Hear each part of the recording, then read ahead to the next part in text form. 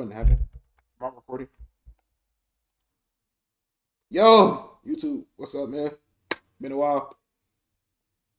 I said been a while, like I remember recording on shit yesterday or 2 days ago.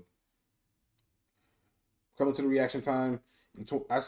Reaction channel in 2027. The joke is on Ari Shaffir. I never actually listened to this nigga's comment. I just know that he drugged one of his homies and he did shrooms and had a second life. Ari Shaffir that's a crazy assortment of crass and shocking comedian who things to be known about to be or known for, no matter how much backlash he gets. Unsurprisingly, many see him as a disgusting bully, whereas others see him as almost a saving grace for comedy, based on the idea that comedians should be able to say anything they want, that no topic, no matter how controversial, is off limits while Ricky Gervais sound familiar. With podcasts becoming more and more popular, the line between jokes and reality is almost non-existent. As they broadcast thousands of hours of unfiltered conversations, they slowly expose their reality behind the act. Over the past decade, Ari has acted on and openly admitted to suspicious behavior that now even his fans are starting to feel uneasy about. Ari Shaffir was born in New York City but raised in North Carolina into a Jewish family of Romanian Jewish descent. His father was a Holocaust survivor, which is why Ari was essentially exiled from his family after he told his father he lost his faith in Judaism. Did you talk to your parents about it? Yeah, I came out of the closet. Okay. As it were. How did that Yo. go? Not that great. My father said I was lower than a dog. Wow. A dog believes in God. Ari grew up watching shows like Live Do from the dogs Laugh believe in God? Factory and Johnny Carson, Or is he just chatting? dreaming of doing stand-up himself one day. He graduated college, turned 25 years old, and decided it was time to move to Los Angeles and finally give himself a shot at his dream. He applied to the iconic Laugh Factory, who at the time was hosting acts like Bob Saget, Adam Sandler, Jimmy Fallon, and Roseanne, just to name a few. On his way to the factory, he drove past the Comedy Store, a smaller club that he was unfamiliar with. Ari decided he would just toss in an application there, where he eventually got his first job answering the phones. Mitzi Shore, the renowned owner of the Comedy Store, would advise Ari on his comedy showcases, and even let him there a work Laugh the Factory doors around so here? he Let me could watch other comedians and learn from them. Ari sat and watched emerging talent such as Joe Rogan, Joey Diaz, Bobby Lee, and Sebastian Maniscalco dominate the stage every night. After 4.5 years, Mitzi eventually made Ari a paid regular at the club. He was now officially a full-time stand-up comic, but needed to push the boundaries to compete with the all-stars that were emerging out of LA. Ari produced a short video series titled The Amazing Racist in 2004. The title was a spin on The Amazing Race, and Ari is acting in a manner which is overtly and ironically racist. The show was featured on National Lampoon's Lost Reality, a DVD compilation of reality shows and episodes that networks wouldn't dare to air on TV. Oh, there are Ari comedy wouldn't clubs gain near me. much That's traction from crazy. this until years after YouTube Sorry, I don't know how to be on my launched. phone. Fans of the skits were going viral after uploading bits they I remember this. This blew up on shit. Chilling. Yeah, sadly, but it's still 2-hour delay. Hopefully tomorrow's a 2-hour delay. Bro, are you in Ohio? I'm trying to remember what state you say you was in. Because you be doing all this traveling. You in Ohio, right? I'm surprised I'm surprised y'all niggas didn't get hit with like -degree weather. Nigga, it's like 10 degrees here. It's like 5 degrees for y'all. Yeah, it was like 0 degrees yesterday. Right now it's 26, so it's getting warm. I don't think we're gonna see snow. Hey YouTube, Dame like tickling. You didn't even spell it right. I want to call you words that would get me packed. Fuck up. They said even if it's 0 degrees, we still gotta go to school. Would you ride the bus? ripped from the DVD. Sorry, boy. Man, it's hotter in Africa out there. What's up, Fat Albert? Listen, I need a couple lighters. That nigga got a V-neck on. You walk around with that shit on. You want a motherfucking lighter from this? Man, I know that bus be cold as fuck. The lowest of the low. Mexicans. Let's go. Let's go sneak in the kitchen, see who can with. You working hard over here? All right. Hey.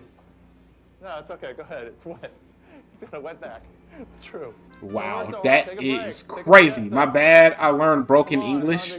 Yeah, booties is B-O-T. Whoa, what the fuck? B-O-O-T-Y. have 20 babies. Where are you keeping? Apostrophe It S. seems like some of the bits feature paid actors who poorly react to Ari's behavior, especially when you consider the multiple different perfect camera angles which are Shit, but they got the heater on, but one day I think they accidentally put put the AC on instead of the heater when it was cold as fuck outside. Bro, I remember them days, bro. The desire for Americans to indulge in racist humor was apparently very strong, because Ari was approached by fellow comedian Vince Offer to do a reboot of The Amazing Racist in 2013. Vince Offer, who many know as the ShamWow guy, was producing a movie called Inappropriate Comedy, which starred Michelle Rodriguez, Lindsay Lohan, and Oscar winner Adrian Brody. Ari had a larger budget this time around, which he didn't spend on a team to write better jokes, but rather costumes and gimmicks to enhance the same surface level stereotypes. What if my booty got an eye on it? You just look like a goofball. We're trying to get, what do you guys call yourself? African Americans to back to Africa. Bro, this fire truck going stupid outside. What the hell are you talking about? We got you lots of American jobs where you can eat the corn and the stick, and you save up money, dinero, you buy a lowrider, and just ruin the neighborhood. Bring property values down for everybody. Okay, well, enjoy yourself. What the fuck? My homie almost broke my arm because I went up behind him, put him in a chokehold, and he thought I was someone else. People was like, "You gonna take that?" But I couldn't do nothing because that's my fault, kinda ish. Yeah, stop walking up behind niggas and putting niggas in the headlock. Find a black guy to park that. Woo! Better luck next time, Paco. Just like the National Lampoon Lost Reality movie, clips from the Inappropriate Comedy movie would also be uploaded to YouTube, securing millions of views almost every time. It's just you're driving really f***ing dangerous right now. Please, just try to concentrate on the road. Open your eyes. I don't know if this is safe. It's please, it's safer than having your eyes half closed. So that eye's way better, right? Y'all hear those sirens? I guess so, yeah.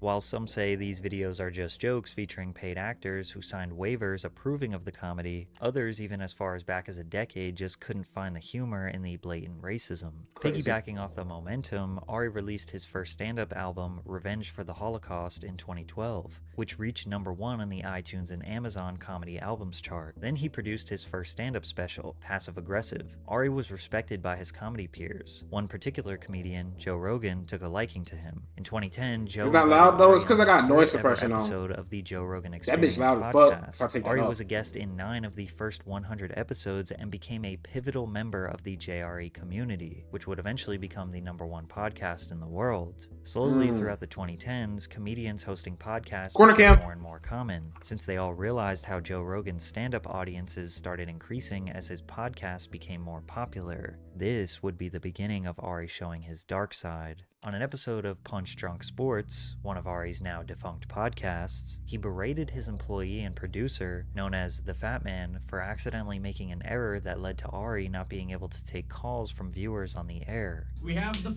show, it was recorded, the audio is on, fans can hear it. It was just, that was my fault. You got a whole nother scene of boot cam?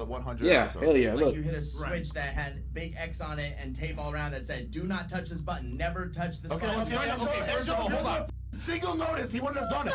If you prepared at all, he wouldn't have done it. Oh yeah, I tried my 200-pound, 6-foot friend. It didn't go well. You're 5'5". Leave niggas 6 foot and leave niggas 5'10" and 5'10" plus alone, bro. You gonna get yourself fucked up. You are, nigga. You said 6 foot 200 pounds. Like that nigga was gonna take you to the fucking ceiling, boy.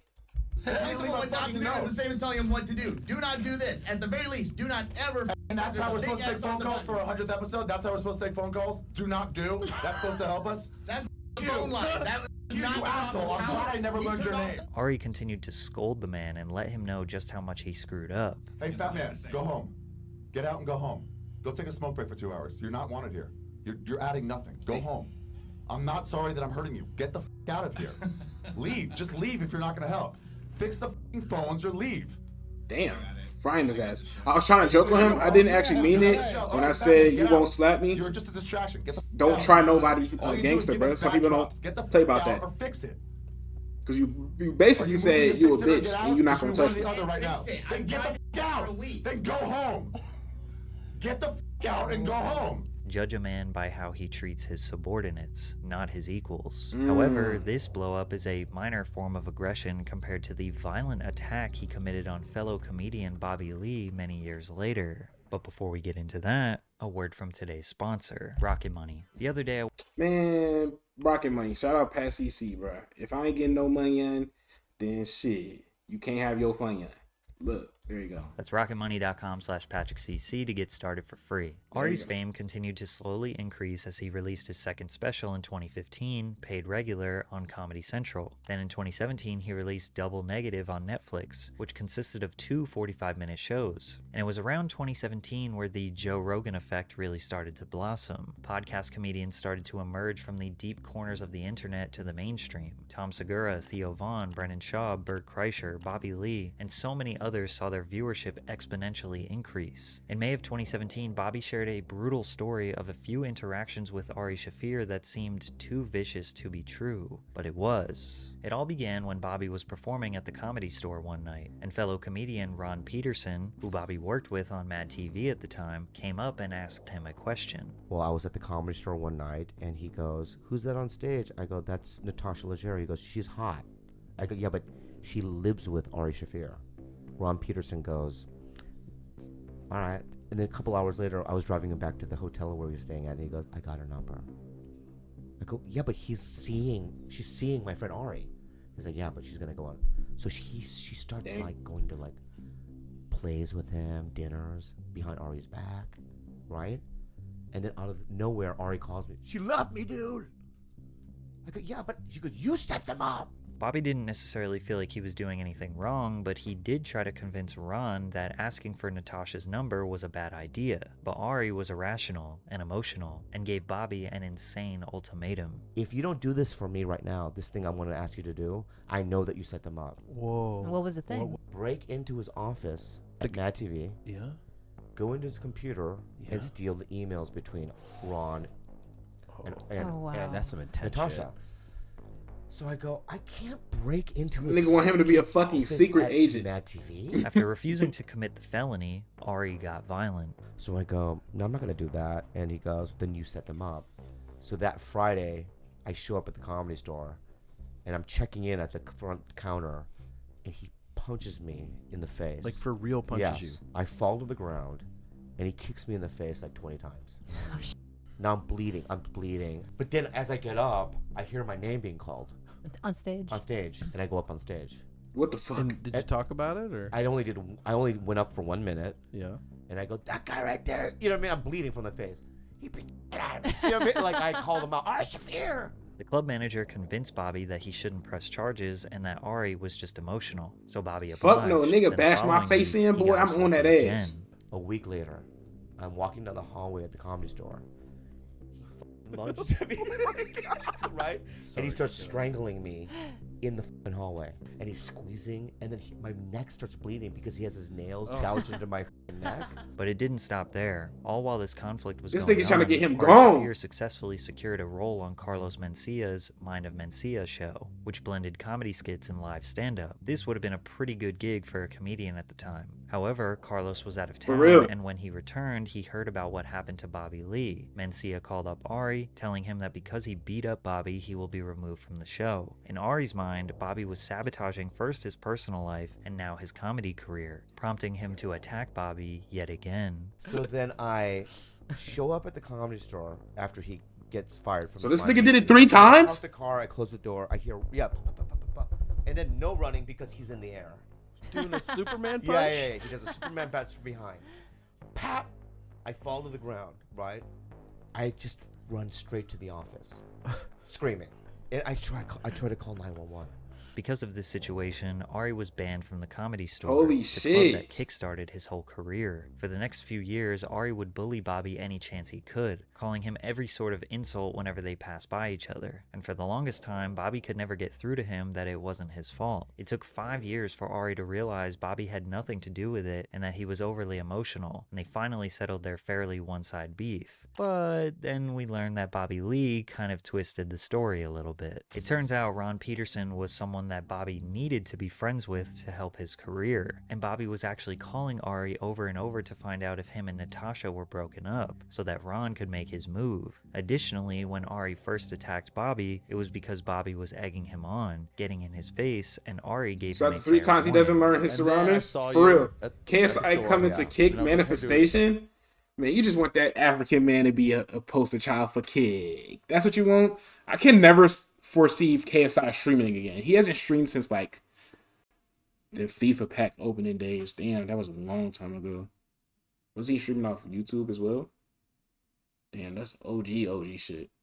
He streamed so long ago. No, if a nigga beat my ass, I'm on point for the rest of my life. Well, I'm shit. You should be on point after that, but after you get your ass whooped, you really just gotta be on point. Because now you gotta really think about whether or not he gonna come and beat that ass again. For real.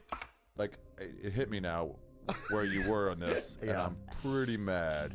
And he tweeted he coming back. You were smiling like, just like maybe he talking about music. He making some more sorry ass music. Bobby, get the away from me. Get the away from me. I'll admit I did that. And you're like, let me just say, I was like, I don't think you hitting, like, how much is this hurting me? You're like, let me just say you want that. I'm like, dude, get the away or I'm going to hit you. And then you kept doing it. And then I just punched you and you fell. So you didn't even give me the satisfaction of fighting back. But you kicked me when I was down there. Yeah, well, you were down. Bobby twisted the story to make Ari seem like a total psychopath. Why does bro just take that? But at the end of the day, if you don't know, Bobby Lee is like 5 foot. He like, I ain't gonna lie, he no dick suck agent. I think he around your height. And Ari Shaffir like 6'1", 6'2". Like he a tall nigga, but he's skinny as fuck. But Bobby's short as fuck and he fat. So, you know. Now he said streaming specifically. Ari still violently unleashed his. I ain't gonna lie. I was gonna say if KSI go to kick, I'm gonna do some wild shit, but I'm not gonna do none of that. Not that dedicated now. Who had basically nothing. So bro, just grab his legs, cheating on him, and you stop would think him out. that as Shaffir got more famous, he would be more careful of what he says and does. Never know, man. But that couldn't be further from reality. On a 2018 episode of the Punch Drunk Sports podcast, Ari shared a very questionable story of him willingly exposing himself to a minor. I was at my friend's house. She's a lesbian, single mother, and she goes, "I want to go to the bathroom." She goes, and she has a 5-year-old. She goes, "Can she watch you pee? Because she needs to see what a penis looks like before it's too." What? Yeah. What? She doesn't want the first penis she sees to be like the one going into her mouth. Yeah. Dude, why would she choose yours? Yeah. But this is what she said. She was like, "Why does it come out?" Man, I need a Valentine. Stop doing drugs and start working out. You let the kid watch you pee? I know. You let the kid watch you pee? You gotta start with the story. Where have you been with this? Did you let her shake it off?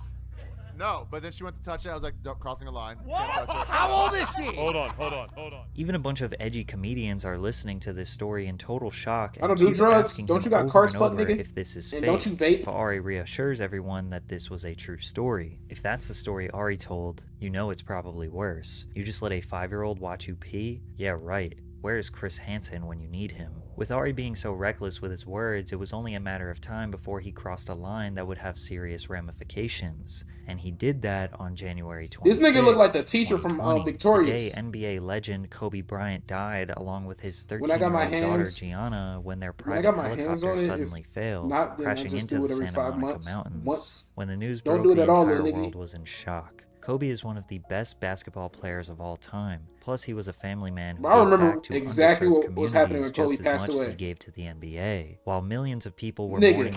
I was working at this burger / ice cream spot.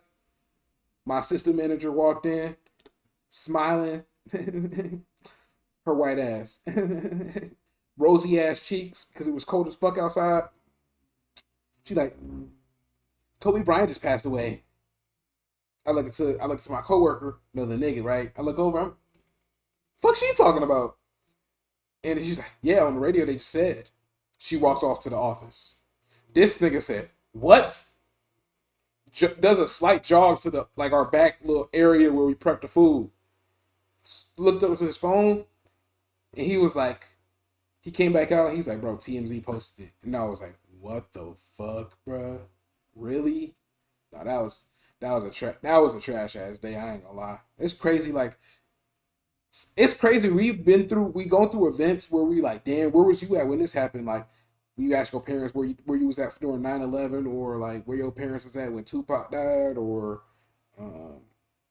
when your grandparents was at when people was getting assassinated, bro. I remember Kobe death, bro. That shit crazy. That shit hit home. And Kobe was like, bro, Kobe wasn't even my favorite player. I just had respect for him because I dropped 100 on the nigga with just Kobe Bryant. Nobody else on the team got points. Just Kobe Bryant. I was in Domino's looking at TV and saw the news. And when Chadwick Boseman died, I was sitting down looking at TV and heard. I was at my homie's house, and I was using his MacBook, and his family had texted him in a group chat, and I think it was either his sister or his little brother that said, yo, Chadwick Boseman died. And then I turned his Mac, and I was like, bro, look, your family texting. Because I didn't mean to pry in his messages, but you know when you get the MacBook, it show up on the top right. So I looked and I was like, what the fuck? And I turned, I was like, bro, look what they said. And he was like, what? And then he pulled out the phone, he started swiping on IG, and he was like, bro, look. The loss of the legend, tweeting their raw emotions, Ari's take erupted with backlash. 4 hours after the reports of the death of Kobe and Gigi, Ari posted a tweet reading, "Kobe Bryant died 23 years too late today. He got away with grape because all the Hollywood liberals who attack comedy enjoy rooting for the Lakers more than they dislike R-word. Big ups to the hero who forgot to gas up his chopper. I hate the Lakers. What a great day. F the Lakers." After catching a huge wave of criticism from his tweet, he shortly doubled down with a video. As I know, there's always a lot of hate and pain in the world, and there's always a bunch of terrible stories. And every once in a while, there's a good story. A good story comes out. The guy who got away with got his today. Kobe Bryant is a god. I'm here in Charlotte, the home of the team that originally drafted him. Maybe he wouldn't have raped that chick in Denver if he had stayed in Charlotte with the Hornets. Most what about when MLK died? Well, bitch ass nigga, I don't know what happened when MLK died. I was not alive. My mom was not alive. The comedy community addressed his comments. You know, there were children that died, and so you can't. You know, it's just that's too much to joke about. It's too much. You know, I was like, it's too much. Doing fucked up jokes, I don't judge you. But the nastiness in that video hours after this, there was nothing funny about it. There was no intent to be funny. Your dad was 2 when MLK died? Bro, my grandma was like 10 when MLK died. When I look at it, MLK died what, 64? I think my grandma was born in 52. Is consistent with that bit that he does, where when somebody dies, he says the most fucked up thing he can say about the person. Comedians were torn because they love Ari and want to defend free speech and comedy. He died in 68, so my grandma was not a joke, 16, it wasn't funny, and it was definitely bad timing. Just 2 days after Ari posted his controversial tweets, he had a scheduled performance in New York City at the Kips Bay venue. Once Kobe fans discovered this, they began threatening the venue, leading the club to cancel his performance. The venue even filed an aggravated harassment report with the police due to the seriousness of the threats. In response to his show being forcibly canceled, Shaffir made a post to his Instagram claiming that it was just a joke, trying to justify this as harmless trolling. He pointed back to his history of making crude comments about recently passed celebrities. Every time a beloved celebrity dies, I post some horrible stuff about them. I've been doing it for years now. I like destroying gods, and right when a famous person dies, they're at their most worshipped. Even though he released this he had kids around 20, but he wanted a boy. Ari was still dropped by his talent agency. Yet still to this day, Ari Shaffir is not sorry. That you do not regret your whatever it was, a tweet or a story or something about Kobe. You gotta be true to your fucking stand-up, man. I mean, dude, it's insane. I see all these people whenever some celebrity dies, they're like wrenching their fucking clothes publicly, making it about themselves, and it's always nauseating to me. The situation did momentarily thwart his career, but then it helped him. While the pandemic was in full effect, comedians were being criticized and canceled seemingly every week for their edgy jokes that people on the internet did not approve of. However, fuck you mean third one not confirmed? It's not an unlocked character. What the fuck? Started an uprising of free speech defenders who wanted to show their support for comedians. As the world became more politically correct, the demand for edgy and unhinged comedy became stronger than ever, which birthed the Skankfest comedy tour. Skankfest was like one of those rock star fans. Scorpio World, appreciate the follow, gang. Welcome to Twitch. Y'all hear the new follow him? Ugh, that's that Glock. Hey bro, how are you? I'm doing great, Riley. How are you doing? What are you watching? I'm watching a video documentary on Ari Shaffir, the comedian. Fantasy camps for comedians. We were surrounded by some of the best and darkest comics and the fans that love them. Ari Shaffir is one of the most famous acts who has continuously headlined Skankfest since 2016, and the fans encourage him to be as disturbing as possible. Technically, got hella bitches just wasn't a player like my grandpa who had 28 kids. Nigga couldn't keep his dick away. 28 kids. Especially because every single person within a 10-mile radius of this festival is either on drugs, looking for drugs, aggressively binge drinking, deathly hungover, or a combination of those those four options, including 23. It's still Clear 20, that bro. Skankfest is the perfect Anything home more for than Ari anything Shaffir, more than who has like been very 6 open is about crazy. his love for experimenting with drugs. In fact, one of his favorite things to do is give other people drugs without their consent, as he has openly admitted to doing it multiple times. If you've seen my video about Bert Kreischer, you know Ari is no stranger to dosing people or spiking their drinks with drugs without them knowing. Just as a quick recap, one night Bert invited his good friend and fellow comedian Ari Shaffir over to his house to do a podcast. Ari shook Bert's 13 and 15-year-old daughter's hands, walked into Maybe the your podcast grandpa room got where they game. were That's going probably to why, share bro. some You probably don't drinks. got Ari game. decided to secretly slip a capsule of MDMA, aka Molly, That's a into great Bert's song. drink without him knowing, to which Bert I've had been a drinking terrible much. experience on the I got drug. no kidney. Bert, as Damn. well as many of his comedy peers, told Ari that what he did was reckless and genuinely concerning. But others, such as Joe Rogan and Nikki Glazer, thought it was hilarious. But this wasn't the first nor the last time Ari would admit to committing this crime. But that's not the only time you dose somebody, though. No, it's been a few times. It's been a few times, but I'm actually really good at dosing. If I'm secretly African and don't know it, what the fuck that got to do with anything? I'll stand by it. No one really had a bad time on it. Just you gotta share it with your girlfriend or wife afterwards. They get pissed. But it's even worse when you see him do it with your own eyes. During an appearance on the Legion of Skanks live podcast alongside Shane Gillis, Dan Soder, This nigga right here is hilarious. I don't know his name. Technically, we all African because we started in Africa. I can say the N-word freely. That's not how that works. That's not how that works at all. It's from the region that like you're bro, nigga. Everybody from Africa, nigga. That is the dumbest reason. That is the dumbest rationale I've ever heard for somebody trying to make an excuse to say the N-word. Get a job, little nigga. Gomez and Big J Okerson, Luis Gomez hatched a plan to dose Ari's drink at the start of the show and revealed to him later on that this was a prank. I gave it to my employee. I was like, make sure this gets in Ari Shaffir's beer. Okay, just put a tab of acid in his beer.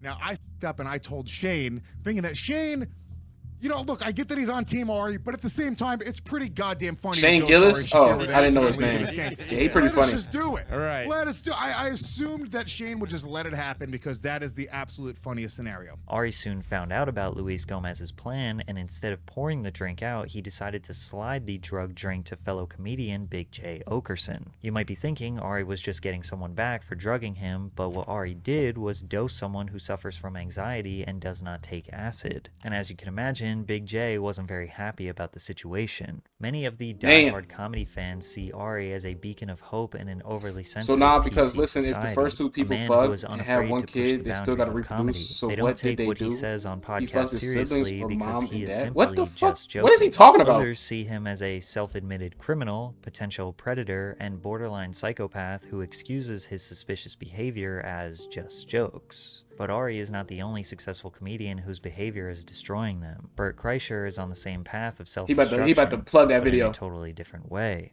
Check that video out next. Cooked his ass, boy. Great video though, man.